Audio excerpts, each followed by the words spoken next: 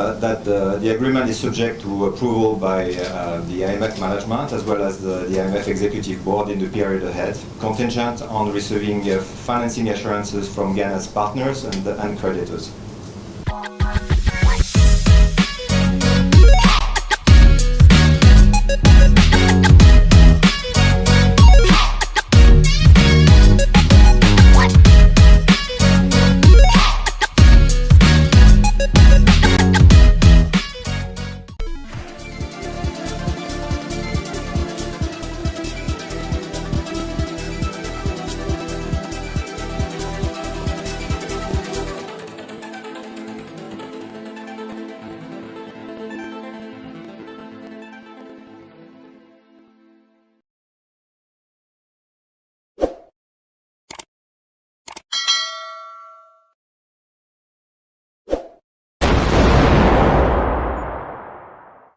Reaching a staff-level agreement with IMF within 6 months has shamed our critics, John Kumah said.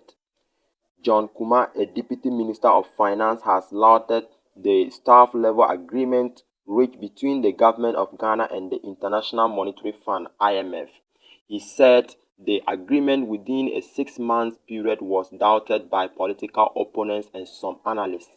Speaking on City FM, the minister said the government has shown that with collaboration and unity, everything is possible. Of course, achieving the staff-level agreement is not the ultimate, but it is a very critical step towards getting programs from the fund. The SLA is only one aspect of the approval process.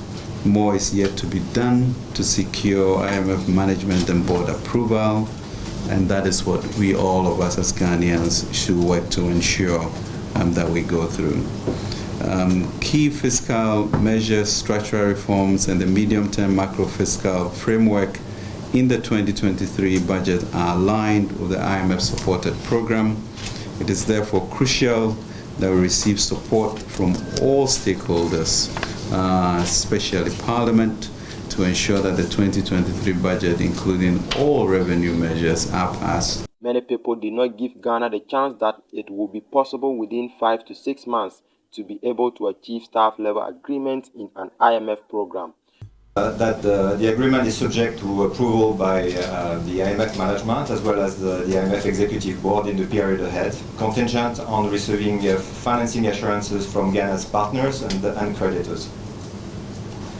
The Ghanaian authorities have committed to a wide-ranging economic reform program which builds on the government's post-COVID-19 program for economic growth, the PCPEG, and a program that tackles the deep challenges facing the country.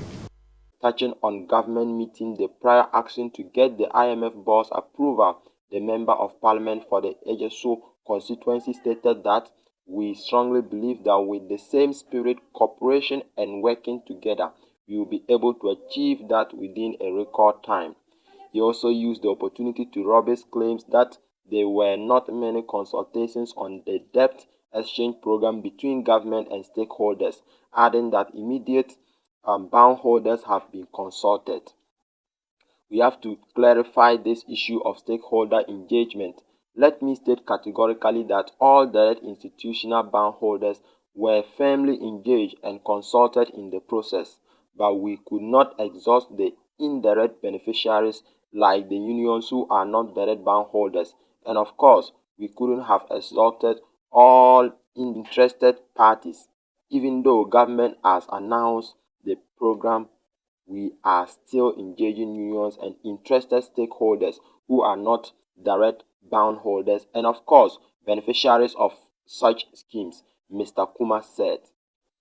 Ghana is set to receive the first tranche of about $3 billion bailout from the IMF by the first quarter of 2023 after it reached a staff-level agreement on economic policies and reforms to be supported by a 3-year arrangement under the extended credit facility.